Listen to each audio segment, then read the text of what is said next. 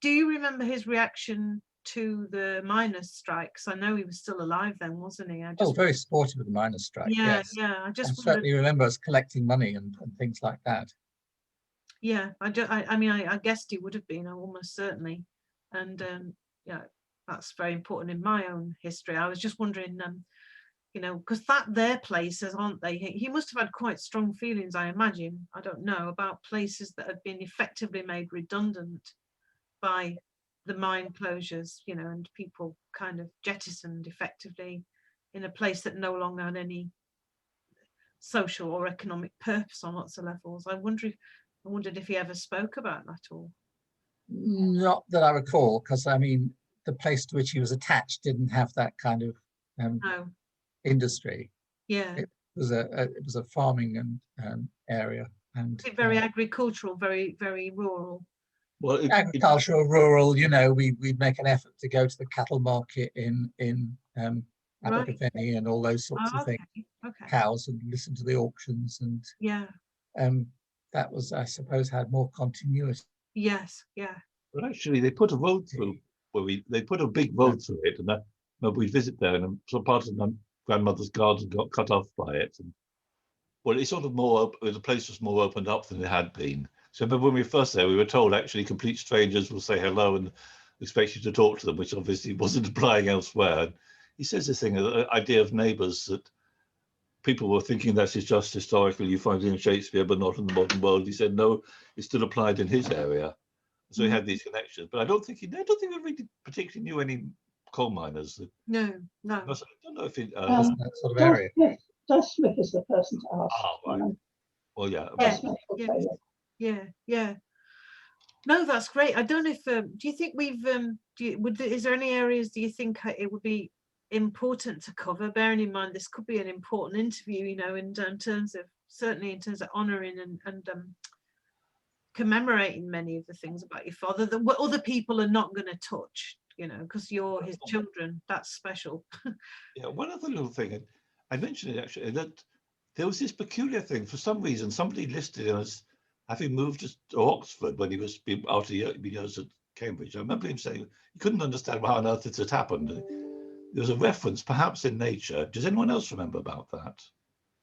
They seem to think, I don't know, somebody goofed. Do either of you remember it? Went to Oxford. Yeah, it seemed to think some reference put him down there. Now, he said one of his colleagues at work seemed to think he'd done it. And he wasn't really house. No, but he wasn't a student at Oxford. No, he wasn't. Nor a fellow of a college.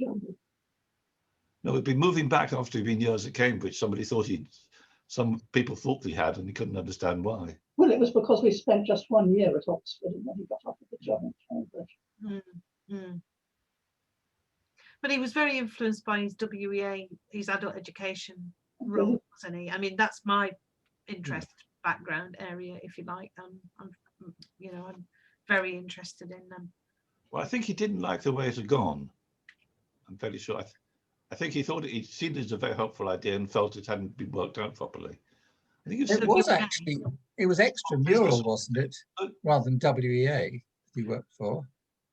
Yeah, I mean, he wrote a wonderful address, didn't he, around 1960 to an open letter to the WEA tutors, which has been a bit of a Bible for me, as someone who works in adult education and historical adult education specifically. And, you know, it's been really important to me because he's kind of exploring what adult education, going back to your point, is actually for, you know, and trying to work it out. And you do get a sense from that perhaps the WEA maybe, or even the extramural movement weren't as articulated as they might have been, if that makes sense. They weren't as fully worked out as they might have been. I get that feeling. Well, West Sussex wouldn't be an ideal area for a sort of purer form of workers' education, so to speak. It tended probably to attract mainly middle class ladies of a certain age who hadn't got anything better to do than go to a class of English literature. So, and I guess that may have been one of the reasons why he got frustrated at a certain point. I think the move from Hastings to Oxford was very much because he didn't like the way the local people. extramural department. That's what we're aiming for. Do you think it changed, Ederyn? Do you get the feeling that he thought it had changed? Because obviously there are those shifts in the way people respond to adult education historically, and it's Yes. you know. I mean, you know, originally it was surely part of a movement of educating the working class for quasi-political reasons. Exactly. Yeah. And yet it can quasi-political work quite obviously political with a small p perhaps. Yeah. But I guess in time it can morph into, well, we just need bums on seats, you know, otherwise people close us down. So what we do that's popular and it'll attract people in, and you get a much more sort of dilettante clientele who are just for looking for a way to, you know, should we do art or should we do English literature? Yeah, fill in their well, time. I'm not very good at painting, so I'll do the English literature, shall I? Filling in their time, you know, then we'll go to the flower arranging. And it sort of loses that edge of with the small p. Emancipatory sort of education, I guess. Yeah, I totally agree, you know. And I think, therefore, he was much happier when he was teaching the undergraduate students. But what was also the point that he's politically engaged and able to be politically engaged. Yeah, but it's also the point as well. First with culture and society, and then long revolution being big successes, he actually had, well, he might not have got an invite to Cambridge otherwise. It suddenly raised his status a lot. Because, well, I mean, yeah, he got an invitation. I mean, he didn't specifically imply it, as I understand it, and therefore, I think his writing was probably an outlet for finding that the extramural courses were not really fulfilling that work as a small p political objective. I think also my mother was encouraging, certainly said how she just definitely had to encourage him to get what became Culture and Society. Also, he somehow got involved with a scheme for the British film industry, which my mother described as maybe be completely ridiculous. It was never going to come off, but was it? Oh, I don't know. I could be wrong on that. There was somebody my mother certainly have felt a sort of applied anathemas to, and may well have been correct, though I've no direct knowledge of the matter. Yeah, there was some scheme that there was a few things on. It did actually have these television plays, and but he thought it was actually a very limited scope. And then my mother definitely encouraged him to get his stuff done as Culture and Society, and published. Get him to coherent form. Yeah. Difficult. Yeah, because you say, I think on his own he might not, or with a different wife he might not have achieved it. So I think definitely. Yeah, I can absolutely imagine that. But he must have. People were wasting his time. People he knew in Hastings, she thought were wasting his time. Yeah. It does sound, doesn't it, like that, though, that experience of being an adult education tutor, however you describe it, was really influential on him in terms of his pedagogy and his kind of the breadth of his thinking around cultural studies and the interdisciplinarity of different subjects influencing and responding to one another. I don't know what you think about that. That's clear to me as an outsider, you know.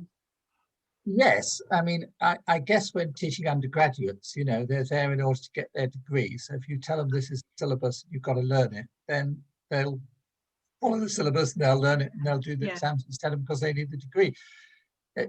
But any kind of adult education is much more voluntary, and you know, you've got to respond to your audience in a different way, which doesn't mean just doing what's popular, but trying to engage them in what you think. But you're also encouraging, I mean, I suppose at its best, you've got that kind of critical thinking thread running through it as well, haven't you? Where you're encouraging people to really be conscientious in thought, you know.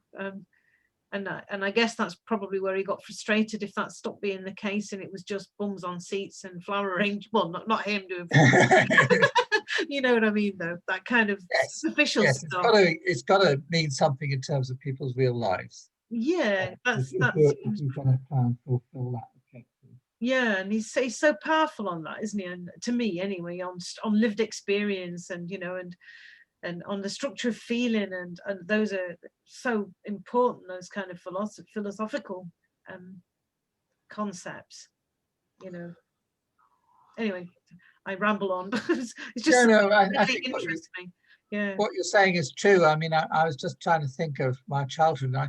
I find it difficult to think of cases where he was kind of, so to speak, critical of ordinary people and their ways of thinking. Yeah. I mean, that sort of intellectual snobbery is quite prevalent, you know, sort of Brexit voters and all these sorts of things where you Sun readers and you sort of put down the working class and or less educated people. Yeah. The only time I can remember him making critical remarks about you know, politicians who are less than honest about things and things like that. And so I don't know if it was a conscious effort or it just came naturally, but I mean, he did find an awful lot of merit in just their ways of thinking. Yeah, I totally agree. That's what comes over, isn't it? I mean, and there's never any sense of disillusionment or, yeah, absolutely agree. Or putting people down, and you know, going back, say, to this story of us, these two old ladies taking us off to the church. You know, yeah. It wasn't saying stupid old ladies still believing all this God nonsense. Yeah, you know? no. I mean, I'm on that. No, you want to go with them to see what the church is like. It's just kind of an openness of spirit and a generosity without sort of to my mind anyway, that's how it feels listening. Yeah, I feel that too. You know, some of it in retrospect out of sort of anecdotal instances, but yeah. Actually, I remember he said actually about the Wilson government that really it hadn't done anything very solid.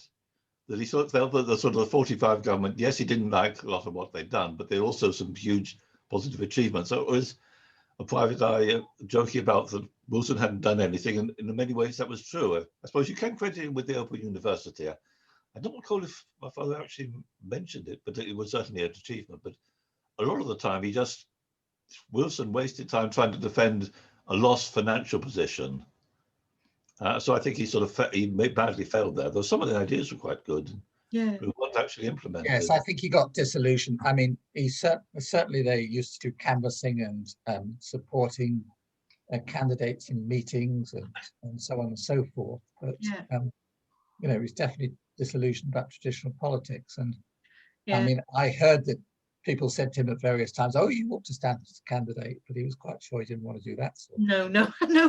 Why? Absolutely. Towing the party line and all that sort of stuff. Yeah. And they're not. I don't know how many people have that suggestion made to them who say no, thank you. But you know, I imagine though, you know, that intellectual creativity that he has definitely, and that to my mind, it imbues everything he wrote. You know, would have been possibly just curtailed or hopeless, basically. Yes. Yeah, it would have been completely crushed by being a Labour Party official or something. So he worked that one out. Yeah, it was not going to stimulate him, was it, in that way? Yeah. You can also say, I think once he made the comment is that if the politics was disappointing, there was the cultural changes were positive. I think in one of his television shows, he was actually commenting on Cagney and Lacey, that how interesting was that now, as it was shown then, it was actually taking for granted that they were policewomen, whereas sort of 10 years earlier, it would have been much more about were they fit for it. And there was one incident in which she went, was it I think it's Cagney who actually went from her role as a mother to a policewoman when a child's been run over and she thinks it might be hers. And I suppose actually probably to be actually by modern standards it'd be probably not too good, but it's just saying actually there were huge amounts of cultural shift that were occurring and were positive. Yeah. And the politics wasn't particularly good, and it also said, it was true up to Thatcher, that the Tories had for a long time totally accepted the changes that the 1945 Labour government did. It also reminded people that the election they actually lost was the biggest Labour vote ever, which if you check it's true. And there was also a covering Tory vote, but I think he got very narrow majority, but a narrow majority of the votes, but decisively lost in terms of seats. They actually managed to, in terms of fairness, they actually redrew the seats in a way that damaged them. Yeah. I think he got quite depressed by Thatcherism. Oh yeah, that was bad. I'm not surprised. I mean, I grew up in an area that has been effectively destroyed by it, you know. Yeah, well, in fact, not just Thatcherism, but you say he was saying that several times that the machine won, including Che Guevara getting killed. He actually ordered the Che's diaries and then discovered that they were handwritten in Spanish, and he certainly had a sympathy for all that. And the sort of the Czechoslovakia, the Paris thing, and even before Thatcher, the thing had not been going well. Many things had not been going well. Yeah, I mean, there was the oil crisis, wasn't there, in all that period, and I don't know what impact that must have had. I mean, obviously, it was tiny, but you know, I'm just curious. Yeah, I feel he virtually gave up politics after the sort of Falklands War and the '83 election. You know, sort of, you know, it is hopeless. And I wonder how he would have coped with the current situation. You know, it makes me wonder. You know, what he would have thought of Corbyn and that whole movement. And how you can ask me what I thought. Pardon? Yes. I just. Well, I mean, I remember the family being very supportive of Michael Foot and you know, that period. So you know, it wasn't real politic. It was kind of ideological and believing that certain things were right and you ought to fight for them, whether or not they were popular or exactly, what have you. Yeah, it's a philosophical form of politics, isn't it? In some ways, to my mind, you know, it's not just. It's which is why he didn't want to get too involved in the hurly-burly of that sort of thing. Yeah, the day-to-day. Wanted to stick to writing and saying what he thought was right and proper, what he believed. And that was a correct choice, I guess.